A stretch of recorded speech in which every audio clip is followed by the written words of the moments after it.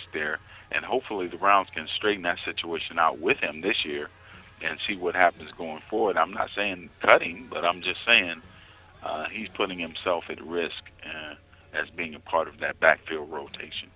Yeah, absolutely. As I said, I understand that your situation changed, but you gotta deal with it. It's the way it goes. BSK, hey man, Browns sit here, and by the way, we hadn't even touched on the fact that you will get some potential help here coming up at the backside of this game when it's over, win or lose, when Josh Gordon, and as we've talked about, for people that think he's just going to hit the ground running and run up 1,000 yards in 6 games and people go, oh, wow, he did it again. But I do think the threat of him helps out, especially if you pair it with what we talked about, potentially not getting Jordan Cameron back. Because here, for those of you guys that aren't paying attention, Kendall's not overstating. Now, he may come back and play, but I got the same gut feeling that Kendall does. I mean, he's now not even able to approach the practice field yet after a couple of weeks.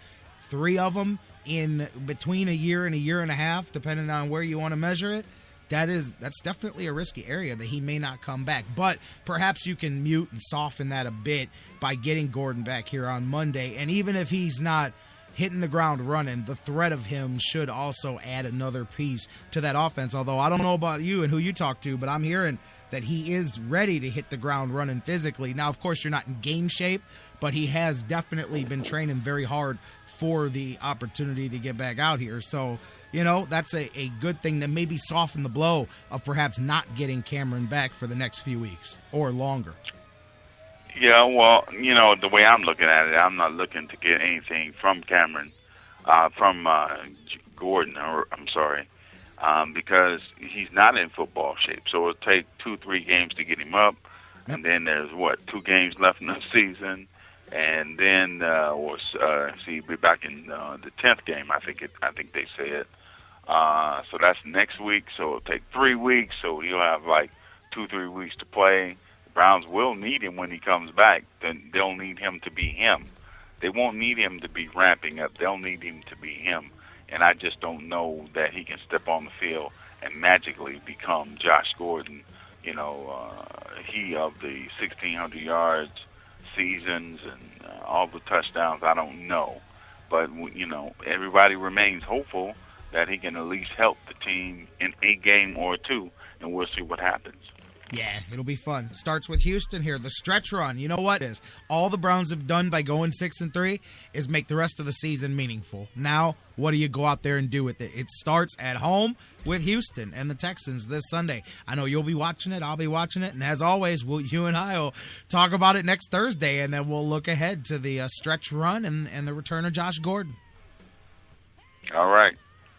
Kendall Lewis, the BSK. Thank you, my man, as always. And you guys can check him out at thebsksays.com and on Twitter at the BSK Says. And, of course, you can tweet with us at the SportsFix CLE. Let's take a break, get you some news. When we come back, let's pick it back up where we started at the top of the show, talking about Corey Kluber, Cy Young Award winner here, becomes the 4th Indians pitcher to win a Cy Young and the 3rd in 8 years. We'll talk about that.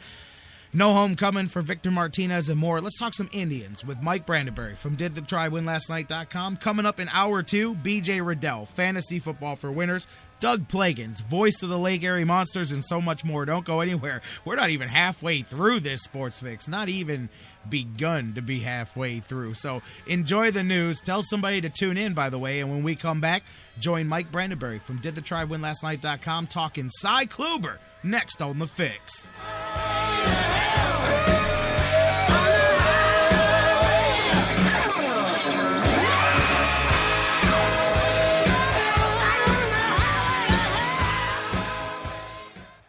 We here at the Sports Fix want to make all of your dreams come true. What about my dream? Edith, I told you I can't build your candy house. It will fall down. The sun will melt the candy. It won't work. It will if it never rains. Oh, maybe not all of them. Get your fix on the Sports Fix.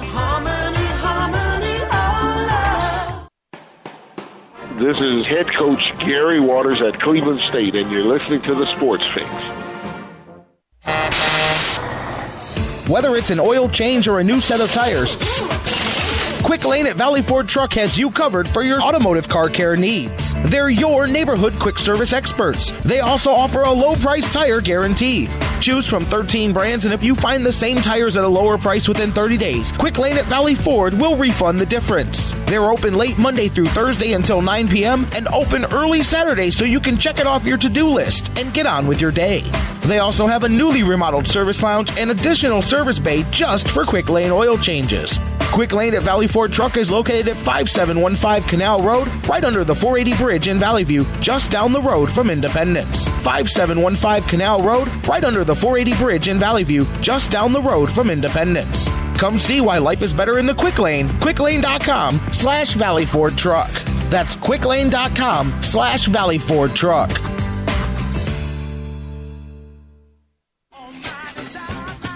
Business owners and professionals, do you want to take your business, your product, your team, your event to the next level? You want to advertise right here with the Sports Fix. Our listeners are among the most loyal listeners, terrestrial or internet. The Sports Fix universe is not only the radio show, but tens of thousands of fans on Facebook and Twitter. Email me, Jerry Myers, thesportsfix@AOL.com. That's thesportsfix@AOL.com. And let me help you swing for the fences and hit it out of the park right here on the Sports Fix.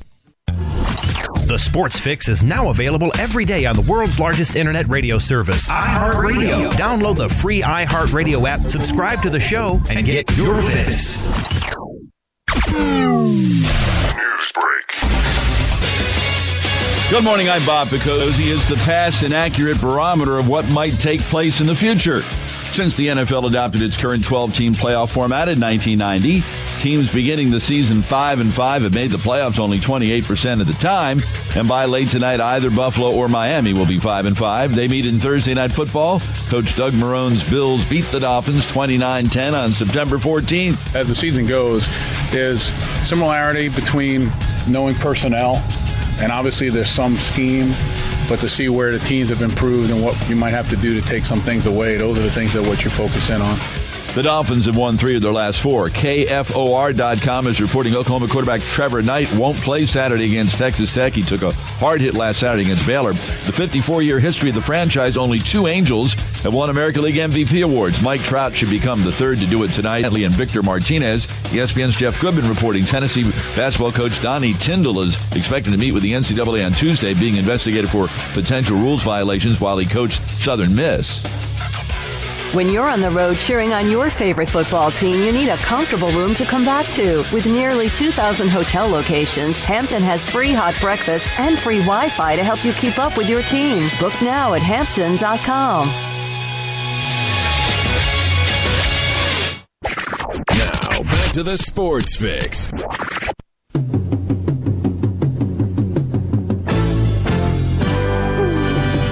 Indian Fever. It's catching fire with everyone. Indian Fever. You can be part of the fun.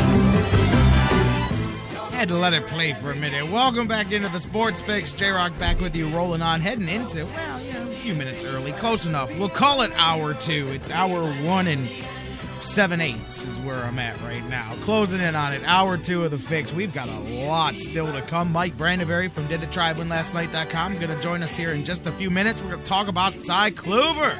I'm telling you, Kluber Lang did not care that Mickey was in the locker room dying. He did not care that Rocky was in a bad state of mind. He knocked him out, baby. Took care of business.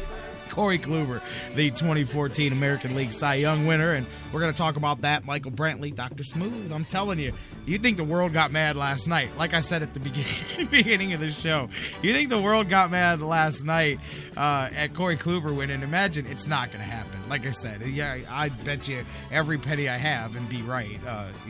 Mike Trout's winning tonight, but boy, it'd be an apoplectic seizure. I'm just going to tell you that now. We're going to talk about all things Indians with Mike Brandenberry. We've still got BJ Rudell.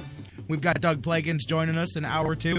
Thanks to Kendall Lewis, again, the BSK, by the way. Great conversation. Looking ahead to the Browns. We'll really get into that tomorrow. Right now, though, we're talking Tribe. We're talking Corey Kluber, baby. And, of course, you can't call, but keep the conversation rolling, as always, on social media, Facebook and Twitter and email. Facebook.com/TheSportsFix. Tweet with us at TheSportsFixCLE. Email us, TheSportsFix@AOL.com. I'm going to the phones. That's why you can't call, because Mike Brandenberry's there. Mike, how you doing this afternoon, buddy? I'm good. How are you? I'm good as well. I'm fantastic, actually, because I'm here doing my thing. You're here with us, man. So it's a good afternoon here. Even if I saw him in the chat room, I look out the window, I do see the occasional flurry hitting the floors here, man. Ugh, it's that time. What do you expect? It's November in Cleveland. Other than that, I'm great. Yeah, my window makes it look like I'm in a snow globe right now. But really? If it was up to me, every day it'd be about 65 and sunny. But unfortunately, that's not what the weather gods of Ohio drew up for us. So I think we get everything but 65 and sunny. Yeah, you know how it is, man. You don't like it? Wait 5 minutes. It'll change, brother. You know how it is. But anyway, and you know what? It's funny, too, because I used to, when I was over at the big, where all the radio stations are over there off in Independence, man, we'd be up on this hill. And so you'd look out the window, and it's like you said, you'd think you're in the middle of the true polar vortex. Then you drive out the parking lot and go, man, it's not bad, man. It's just the wind and the angle that I'm at. But you'd look out the window and it'd be funny because every day the same, old ladies around the office, it'd be DEFCON 5. Everybody needs to go home early. Everybody needs to hurry up and bunker in. And then you drive down the parking lot and you go, man, it's not even snowing out here. What's wrong with you people? Do you just move to Cleveland, man? Some people just moved here, apparently, even though they've lived here forever. So expect, by the way, a lot of tweets, a lot of Facebook posts over the next few months about the weather, a lot of pictures of the temperature in the car, a lot of pictures of snow, because people love to post those things and act like we didn't know that it was cold outside or that it was snowing because, we live in Cleveland. Yes. There's a lot of people that are unaware that January brings cold weather in Ohio. So if I bring you nothing else by way of information today, maybe that will be the one drop of knowledge that I can provide all your listeners today, is that it will be cold in Ohio in the winter. Write that down somewhere if maybe you're unaware, and then you don't have to put it on your Facebook.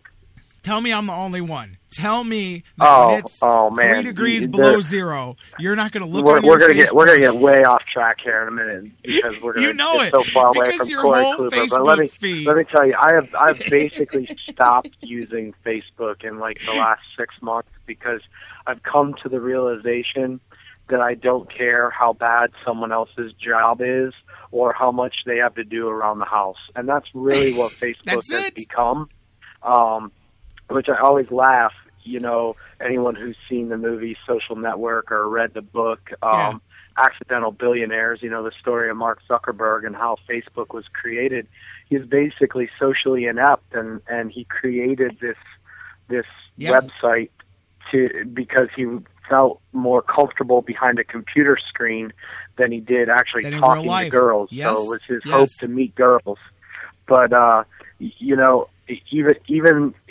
so if you look at Mark Zuckerberg as some kind of dork who is afraid to meet girls, even he has to look at what he's created now and say, God, you guys are more pathetic than I was when I created this, because I've just created this avenue that was at least created with the intent of trying to meet girls, has now been changed to just complaining about how cold it is and how much laundry you have to do and how much you don't like work, which they should really just change the name of Facebook and just call it Life, because that's life. That's how it goes. Life book. I love it. I'm telling you. Life.com. See if that URL is available. I'm sure it is. I agree with you. See, we could do this for hours. All because but it's true. For those of you guys that will remember this conversation months from now, remember it the day you log on to Facebook and there's 47 pictures of a dash thermometer that all say -3 because none of us knew that it was cold outside and they all had to verify it. That one and, of course, on Thanksgiving, there'll be 3,715 pictures of turkey because nobody knows that that's what you're going to eat on Thanksgiving for dinner is, of course, a turkey. So we've got to verify that with the world. I'm with you, brother. We have my favorite one as a teacher is all the people that post on Facebook that their school is closed. First of all, if I don't go to your school, I don't care that your school is closed. And secondly, if I do go to your school, I got the same phone call you did. So why do you have to tell me?